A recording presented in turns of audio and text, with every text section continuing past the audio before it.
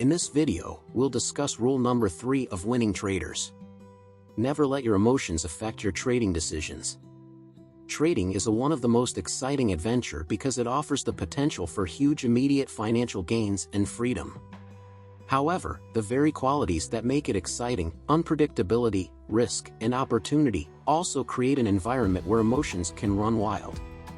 Letting your emotions dictate your trades is same as gambling with your money, and it's the fastest way to blow all your trading capital. Emotions such as fear, greed, and impatience can wreak havoc on your trading if left unchecked. Which is why managing your emotions is most important, and at the same time most difficult part of trading. There are a number of emotions which a trader faces while trading, like thrill, excitement, hope, optimism, euphoria, anxiety, denial, desperation, panic, and many others. But these can be broadly classified into two categories: fear and greed. Greed happens when we are utterly optimistic about the future.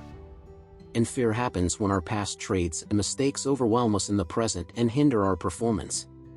Both of these are equally detrimental for your trading and capital. As I've discussed in my previous videos, the primary cause behind us experiencing these emotions is our expectation from the trade. We experience greed when we expect our trade to work out, and fear when we expect our trade to fail. Which is why managing emotions is fundamentally about managing our expectations from the trade. And the best way to manage our expectation is to use series of trades approach instead of individual trades approach. This simply means that instead of judging outcomes on a trade-by-trade basis, you analyze results of a set of trades. Because the truth is that trading is probabilistic, and outcomes of individual trades are random. They don't tell you anything about the overall performance of your trading system. A trading plan or system can never be judged by individual trades. You should at least have a sample size of 20 trades to analyze the result of a trading system. For the 20 trades, your focus should be entirely on the best possible execution of your trading plan. You get in a trade based on your system. It either works out or doesn't. You move on to the next trade.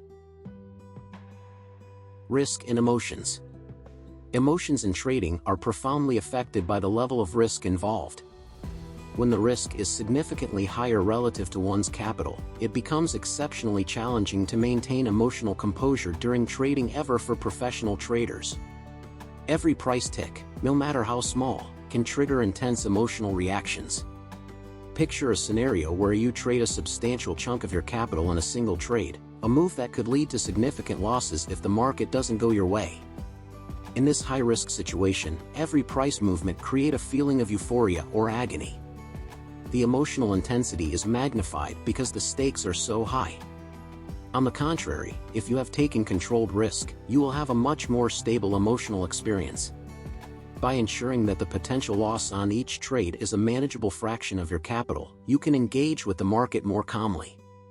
With controlled risk, the fear of losing everything is greatly reduced, and the emotional roller coaster of trading changes into a calm experience.